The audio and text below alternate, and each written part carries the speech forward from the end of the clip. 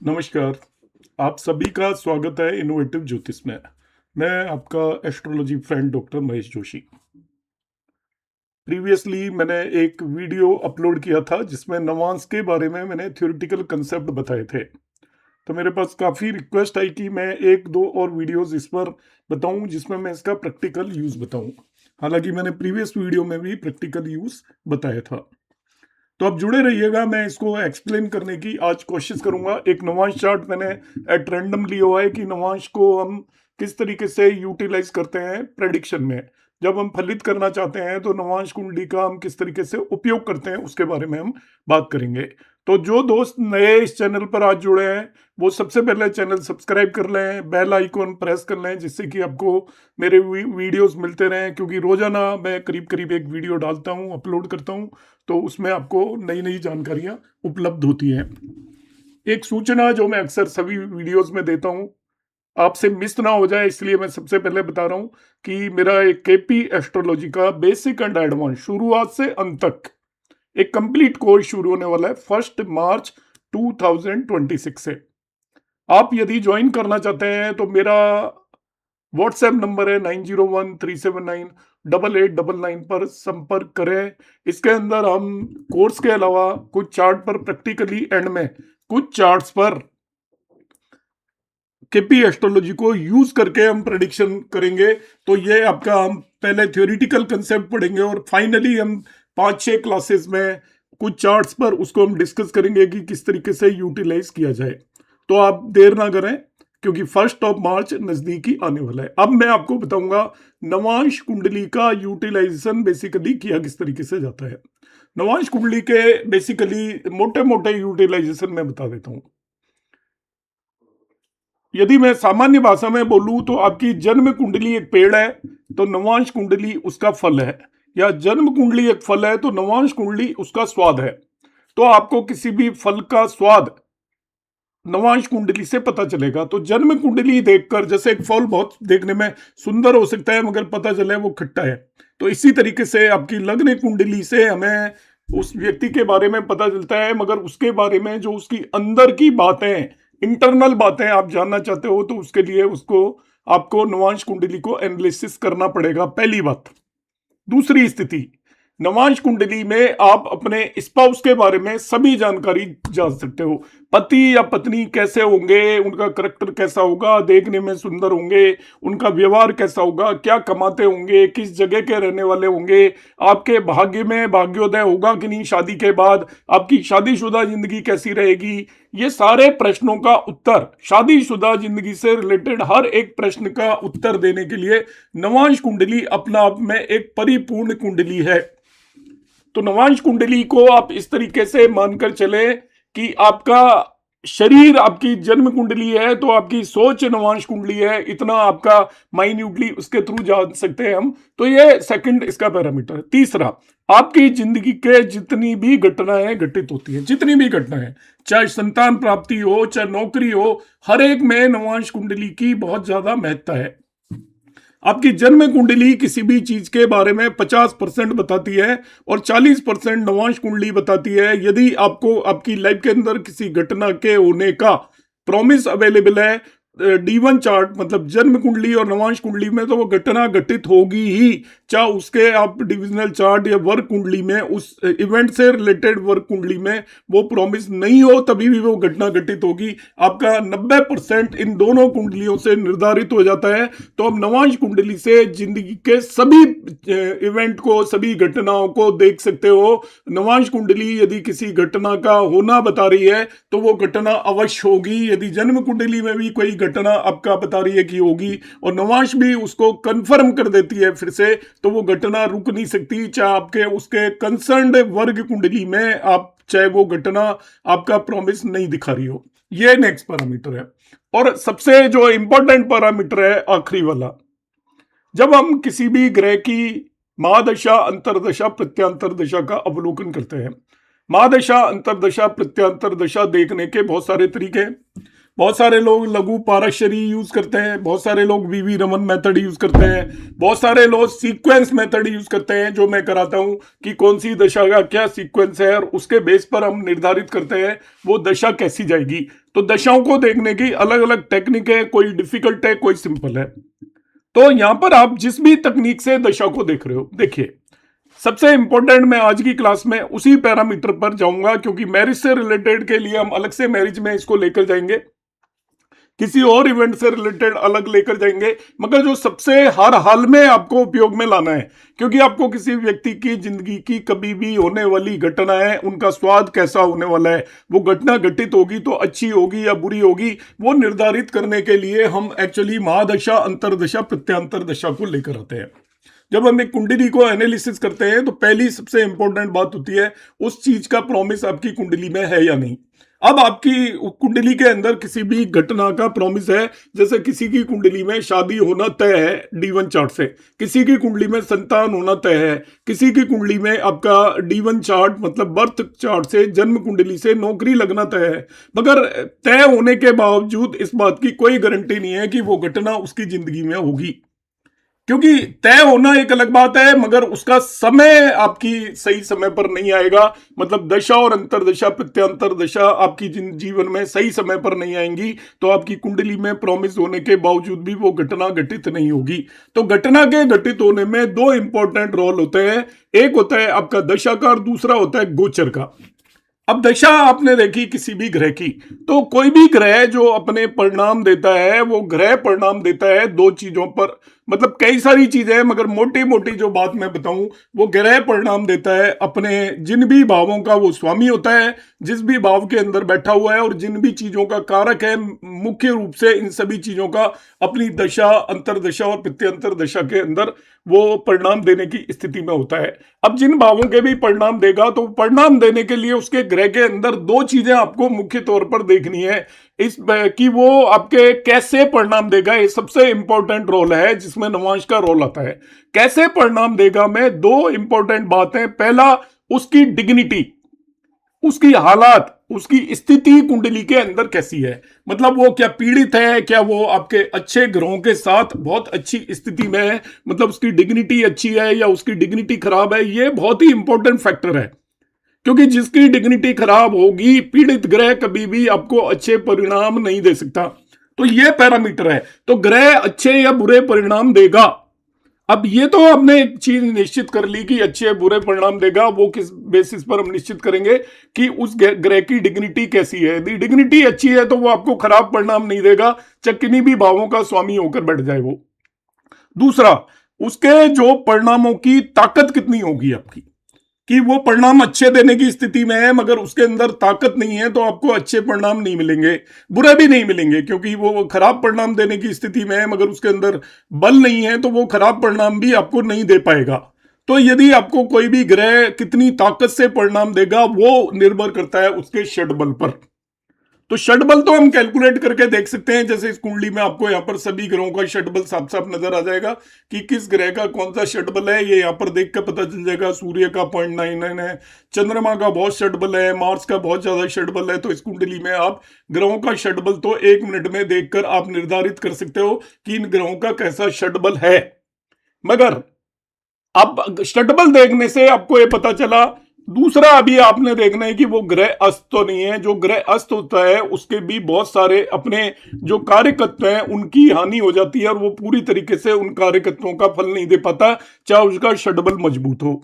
अब षडबल भी अच्छा है और ग्रह आपका उसकी डिग्निटी भी अच्छी है, दोनों स्थितियां अच्छी है, मगर क्या उसके बेसिस पर हम इसको प्रेडिक्ट कर पाएंगे कैसे परिणाम देगा? नहीं। अब आपको उस ग्रह को नवांश कुंडली में जाकर जरूर चेक करना है। देखिए, आपका बर्थ चार्ट के अंदर कोई ग्रह बहुत अच्छी स्थिति में है, वो सही भावों का स्वामी है, उसकी डिग्निटी भी अच्छी है, षडबल में भी अच्छा है, तब हम क्या प्रेडिक्शन देंगे, हम फलित देंगे कि यह दशा इस व्यक्ति की जिंदगी के अंदर आमूल चूल परिवर्तन लेकर आएगी, इसकी जिंदगी बना देगी और जिंदगी में बहुत अच्छे परिणाम मिलने वाले हैं। मगर ऐसा होगा नहीं। ऐसा इसलिए नहीं होगा जब तक कि आपका नवांश भी उसी स्थिति को फिर से कंफर्म ना कर दे, नवांश भी कहे हाँ ये ऐसे ही परिणाम देना चाहिए ऐसे, तभी आपको अच्छे परिणाम मिलेंगे। नवांश आपकी जन्म कुंडली में जो भी ग्रह ने जैसे परिणाम दे रहे हैं उसके स्वाद को बना और बिगाड़ सकता है।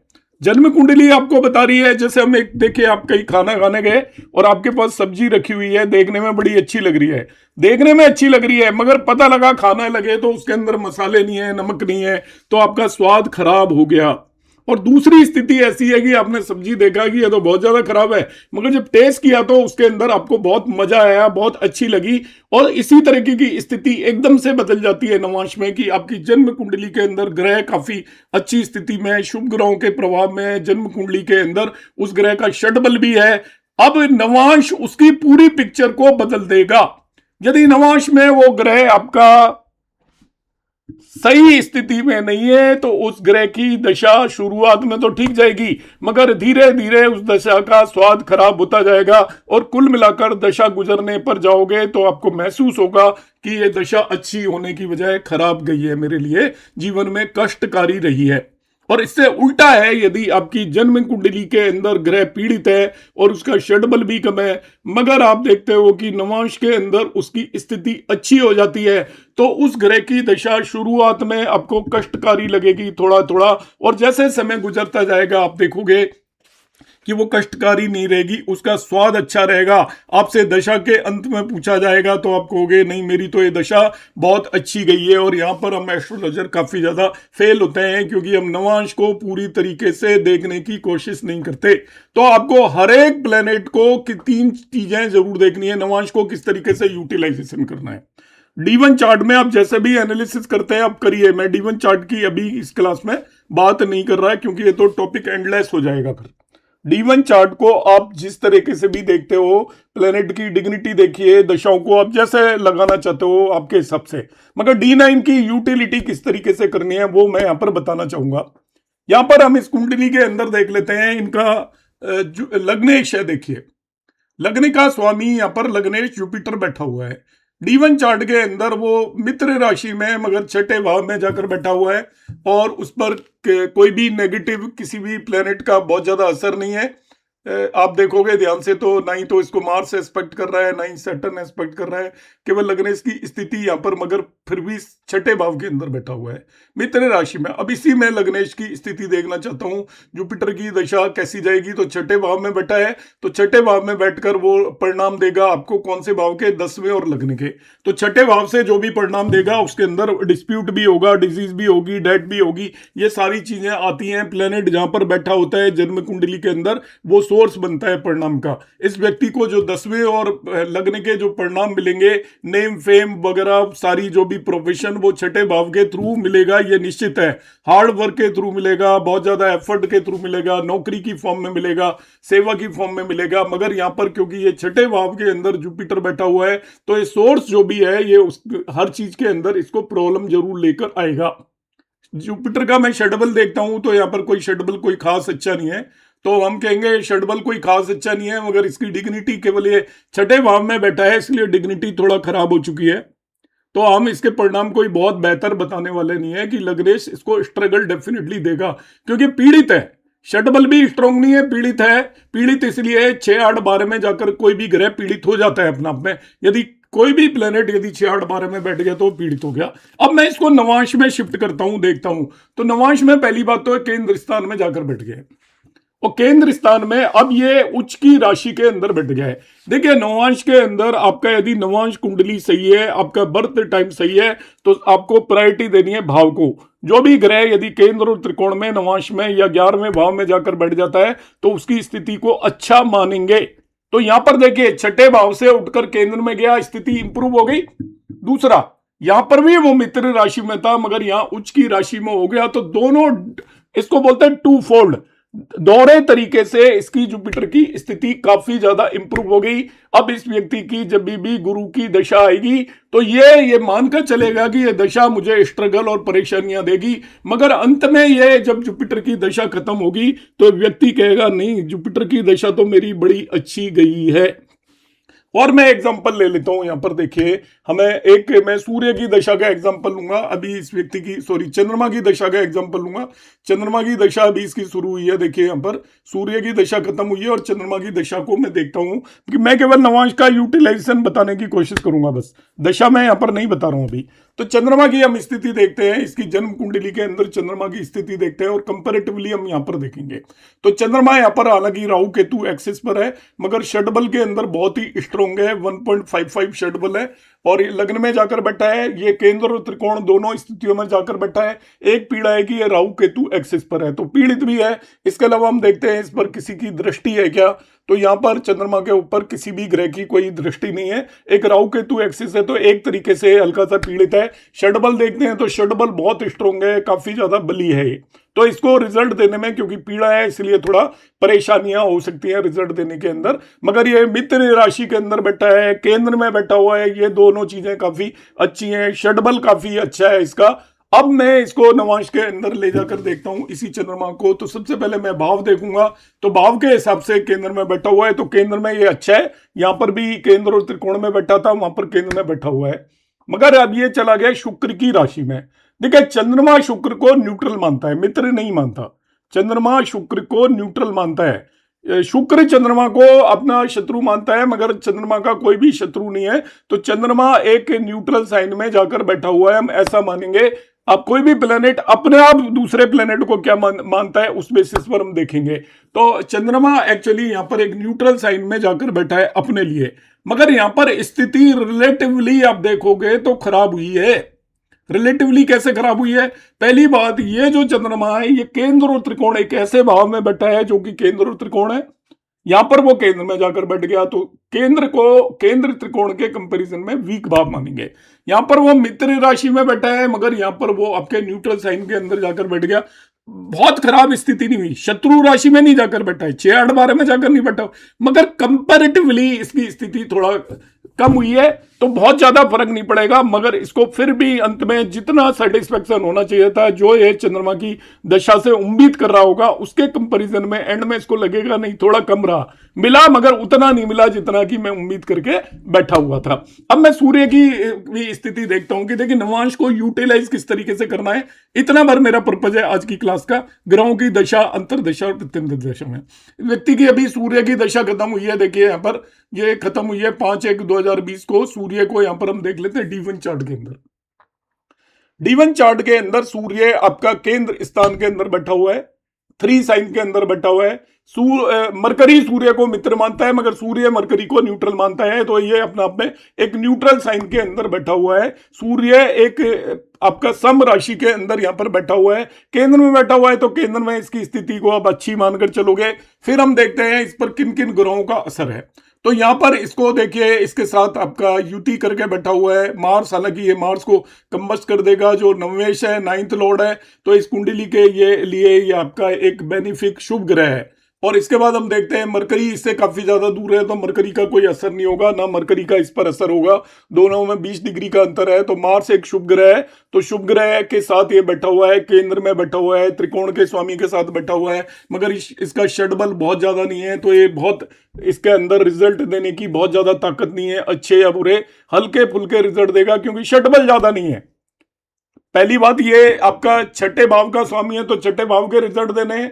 सोर्स क्या बनेगा? चौथा भाव। तो छठे भाव के रिजल्ट क्या होते हैं आपके? नौकरी दे सकता है, इसको सेवा दे सकता है, इसके बाद इसको डेट उधार दे सकता है। चौथा भाव सोर्स बना तो कोई मकान वगैरह खरीदने के लिए उधार दे सकता है, उधार चुकवा भी सकता है। इसी तरीके से डिस्प्यूट दे सकता है मकान वगैरह से रिलेटेड, क्योंकि सूर्य आपका सोर्स बना है चौथे भाव में और रिजल्ट देगा छठे भाव के। छठे भाव के क्या है? आपको डेट, डिस्प्यूट, डिजीज एटसेट्रा, नौकरी, ये सारी चीजें आपको वो देगा। कंपटीशन में सक्सेस। अब इस व्यक्ति की उम्र इतनी नहीं है कि कंपटीशन में सक्सेस हो गए, तो हम यहाँ पर क्या करते हैं कि इसको जो सूर्य आपका रिजल्ट देगा चौथे भाव के अंदर बैठकर। अब यहां पर हम देखते हैं षटबल इसका ज्यादा नहीं है, तो ये अच्छे बुरे जैसे भी रिजल्ट है बहुत स्ट्रॉन्ग नहीं दे सकता।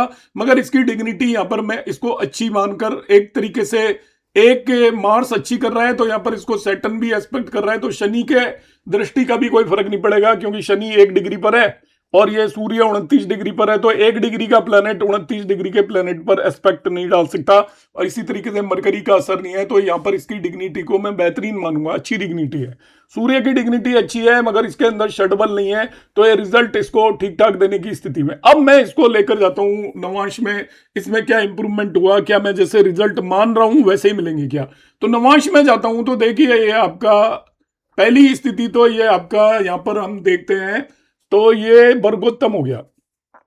भाव देख रहे हैं हम, देखिए भाव खराब हो गया, छठे भाव के अंदर चला गया, तो इसका मतलब इसकी स्थिति थोड़ा कमजोर हो गई, खराब हो गई, वेल प्लेस्ड नहीं है। मगर ये बली हो जाता है वर्गोत्तम, जब भी कोई भी ग्रह अपने भाव में जाकर बैठता है, तो यहां पर वो क्या हो गया, आपका वर्गोत्तम होने की वजह से यहां पर स्ट्रॉन्ग तो हो गया, स्वराशि का हो गया। मगर ये स्वराशि का होकर आप ये मानकर चलेंगे कि छठे भाव का स्वामी क्षय राशि का हुआ है, 6th हाउस का जो लॉर्ड है वो आपको छठे भाव के सभी रिजल्ट देगा, अच्छे बुरे सभी रिजल्ट आपको देगा। बली है तो वो बीमार भी बुरी तरीके से करेगा, शत्रु भी बुरी तरीके से देगा, आपको नौकरी भी दिलवा सकता है, क्योंकि 6 लॉर्ड के सारे काम है। तो यहां पर हम देखेंगे कि इसकी जो रिलेटिव स्थिति, अब यहां पर ये वर्गोत्तम होने की वजह से स्ट्रांग तो है, मगर रिलेटिव स्थिति इसकी खराब हुई। रिलेटिव स्थिति क्यों खराब हुई, क्योंकि यहां पर वो केंद्र के अंदर बैठा हुआ था और यहां पर आपके द्वि स्थान के अंदर जाकर बैठ गया है, तो भाव को इंपॉर्टेंस देंगे राशि के ऊपर, मैंने पहले ही बताया है। अब ये भाव इसका खराब हो चुका है, इसलिए यहां पर सूर्य की दशा के अंत में इस व्यक्ति को कहीं कहीं पर सक्सेस मिलेगी, मगर कहीं कहीं पर ये एंड में ये मानेगा, पर्टिकुलरली हेल्थ से रिलेटेड मैटर्स में कहेगा कि ये दशा तो ज्यादा खराब गई है, जितनी खराब जानी चाहिए थी उसके कंपैरिजन में ज्यादा खराब गई है। रीजन बिहाइंड दैट, यहाँ पर षडबल काफी कम था, तो ये उम्मीद कर सकता है कि ये छठे भाव के रिजल्ट तो देगा, परेशानियां तो देगा, मगर ये सोचेगा कि कम देगा क्योंकि इसके अंदर बल नहीं है। मगर क्योंकि ये यहाँ पर जाकर स्थिति इसकी खराब हो गई है, तो जो इसके परिणाम है, इसको जो मिलने चाहिए थे उसके कंपैरिजन में और ज्यादा खराब मिलेंगे। अब यहाँ पर हम शनि को भी देख लेते हैं कि व्यक्ति की शनि की दशा आएगी, तो शनि की दशा में क्या स्थितियां होंगी, शनि को हम किस तरीके से कंपेयर करेंगे। तो यहां पर हम शनि को देखते हैं, तो ये आपका यहां पर नीच का होकर बैठा हुआ है, देखिए, और नीच का होकर दूसरे भाव के अंदर बैठा हुआ है, तो भाव ठीक है। यहां पर आप जाकर देखिए इसकी रिलेटिव पोजीशन स्ट्रांग हो गई, क्यों, वहां पर ये दूसरे भाव में था और ये केंद्र में आकर बैठ गया। तो मैंने कहा भाव को आपको इंपॉर्टेंस देना है। अब ये भी एक्चुअली यहां पर वर्गोत्तम हो गया है, यहां पर वन साइन में और यहां पर भी वन साइन में हो गया। तो जब प्लेनेट वर्गोत्तम हो जाता है तो राशि को उतना इंपॉर्टेंस देने की जरूरत नहीं है, वो ऐसे बिहेव करता है जैसे वो अपनी ही राशि के अंदर आकर बैठ गया है। जब ग्रह वर्गोत्तम होता है तो बली हो जाता है। बली होने का मतलब ये कहीं नहीं होता कि वो अच्छे रिजल्ट देगा, ये ध्यान रखना कभी भी। तो यहां पर ये हुआ है, स्ट्रोंगर हुआ है थोड़ा बहुत, मगर बहुत ज्यादा अच्छी स्थिति में मैं इसको अभी नहीं मानूंगा, पर इसके कंपैरिजन में तो बेटर है। इसके कंपैरिजन में क्यों बेटर है कि जब इसकी शनि की दशा आएगी तो आप जैसे भी परिणाम सोच रहे होंगे, यहां पर 11th और 12th लॉर्ड है, तो 11वें 12वें भाव के रिजल्ट देने वाला है। तो 11वें भाव 12वें भाव के रिजल्ट दूसरे भाव में बैठकर देगा, सेकंड हाउस के अंदर देगा, सेकंड हाउस में बैठकर आपको देगा, लाइक एक्सपेंसेस देगा। 12वें भाव का मतलब, तो एक्सपेंसेस कहां से देगा, आपका परिवार के थ्रू एक्सपेंस करवाएगा, परिवार के ऊपर एक्सपेंस कराएगा, आपके खर्चे कराएगा। जहां पर बैठा होता है वो सोर्स होता है, लाभ भी परिवार के थ्रू होगा, क्योंकि लाभ भाव का भी स्वामी है और दूसरे भाव में बैठा है, तो धन भी आपको मिल सकता है, तो आपको लाभ भी मिल सकता है थ्रू फैमिली, वो एक अलग चीज है, उस पर हम अलग से बात करेंगे। मगर सैटर्न क्या, जो आप D1 चार्ट से जो आप एनालिसिस कर रहे हो, क्या वैसा ही परिणाम मिलने वाले हैं क्या? तो यहां पर सैटर्न की दशा इसको रिलेटिव टर्म्स में ज्यादा बेटर जाएगी। कारण क्या है कि वो D1 चार्ट के कंपैरिजन में इंप्रूव्ड है, D9 चार्ट के अंदर। इंप्रूव्ड क्यों है, आप क्वेश्चन पूछोगे इमीडिएटली। इंप्रूव्ड इसलिए है कि एक तो देखिए यहां पर आपका D1 चार्ट, वैसे ये जुपिटर का एस्पेक्ट है, यहां पर डिग्निटी इसकी अच्छी है, खुद की नीच का है, इसलिए एक फैक्टर नेगेटिव है, मगर वो षडबल में कैलकुलेट हो जाता है नीच वगैरह। इसका षडबल कम आ रहा है, वो इसलिए आ रहा है क्योंकि नीच का है, इसका भाव कोई खास अच्छा नहीं है। इस जगह पर ये आपका पक्ष वो भी नहीं होता, आपका दिग्बली भी नहीं होता, दिग्बल में भी कमजोर है, तो कमजोर है वो, उसका अपना आप में षडबल 1.06 आ रहा है, वो सारी चीजें बता रहा है कि ये आपका कमजोर है, इसलिए षडबल है। मगर इसकी डिग्निटी खराब नहीं है, पर इसकी डिग्निटी D1 चार्ट के अंदर अच्छी है, डिग्निटी अच्छी है, इसका मतलब ये आपको खराब परिणाम नहीं देगा, ये आपको अच्छे परिणाम देगा, क्योंकि इसको लग्नेश जुपिटर एस्पेक्ट कर रहा है अपनी नवी दृष्टि से। तो ये आपको खराब परिणाम देने की स्थिति में नहीं है, अच्छे मगर बहुत ज्यादा नहीं दे सकता। मगर आपको अब क्या होगा, क्योंकि D9 चार्ट में इसकी स्थिति आपकी कंपैरेटिवली इंप्रूव हो गई, ये और मजबूत हो गया जो यहां पर दिखाई दे रहा है। तो इसके जो आपके एंड रिजल्ट है, आप इसको 11th और 12th लॉर्ड मानकर, नीच का मानकर आप सोचोगे शनि तो मुझे बर्बाद करेगा, मगर आप जब इसकी दशा खत्म होगी तो आप अंत में आपको महसूस होगा नहीं नहीं, शनि ने तो इसके परिणाम तो मुझे बेटर हुए। देखिए क्या होता है, एक इंसान की जो मेमोरी है, याददाश्त कमजोर होती है, हम गए हुए वक्त भुला देते हैं, पास वाला वक्त याद रखते हैं। तो ऐसे ग्रहों की दशा है, वो आपको तकलीफ तो देती है, मगर एंड में वो दशा आपकी रिलेटिवली ठीक होती है। तब आप बाद में सोचते हो तो आप ये कहोगे नहीं मेरी ये दशा तो अच्छी गई थी, जबकि जान ही खराब चाहिए थी। एस्ट्रोलॉजर ने मुझे बताया था दशा खराब जाएगी, मगर ये दशा अच्छी जाएगी। तो मैंने आपको कुछ यहाँ पर नवांश का यूटिलाइजेशन आज बताने की कोशिश की है। उम्मीद है आपको समझ में आई होगी। आप लोग कंजूसी करते हैं, आप कमेंट जरूर करें। यदि आपको वीडियो पसंद आता है तो लाइक करें। आपका हमारा यही संपर्क है, जब आप एक कमेंट करते हैं तो हमें पता चलता है आप में से कौन कौन लोग इनको सीरियसली देख रहे हैं। क्योंकि मेरे वीडियोस कोई भी आपका सेंसेशन फैलाने के लिए नहीं होते, सभी वीडियोस का कोई न कोई पर्पस होता है। और मेरे पास जो भी रिक्वेस्ट आती है, आप में से कुछ किसी भी पर्सन की आती है, तो मेरी कोशिश होती है कि मैं उस पर रिलेटेड वीडियोस यहाँ पर बनाऊं। कुंडली एनालिसिस के मैं काफी सारे 5-6 वीडियोस डाले, मगर उसमें कुछ खास रेस्पॉन्स था नहीं, तो उस सीरीज को मैंने ड्रॉप कर दिया है। अब मैं अलग ही कंसेप्ट पर आपके वीडियोस लेकर आऊंगा, क्योंकि उनके अंदर मेरे जो नॉर्मल व्यूज आते हैं उससे आधे भी व्यूज नहीं आए, तो मुझे लगा कि आप लोग देखना पसंद नहीं कर रहे हैं। चलो कोई बात नहीं। अब ये मैं नवांश से रिलेटेड मेरे पास 5-6 रिक्वेस्ट आ गई थी, तो मैंने आज एक प्रैक्टिकली आपको एक्सप्लेन करने की कोशिश की है। एक और वीडियो मैं बनाने की कोशिश करूंगा इसके अंदर, जिसके अंदर हम नाड़ी को यूज करते हैं, कहां पर गया है आपका प्लेनेट रिलेटिव टर्म्स में, उसके बेसिस पर भी हम उसके रिलेटेड रिजल्ट को प्रेडिक्ट करने की कोशिश करते हैं। नमस्कार, धन्यवाद।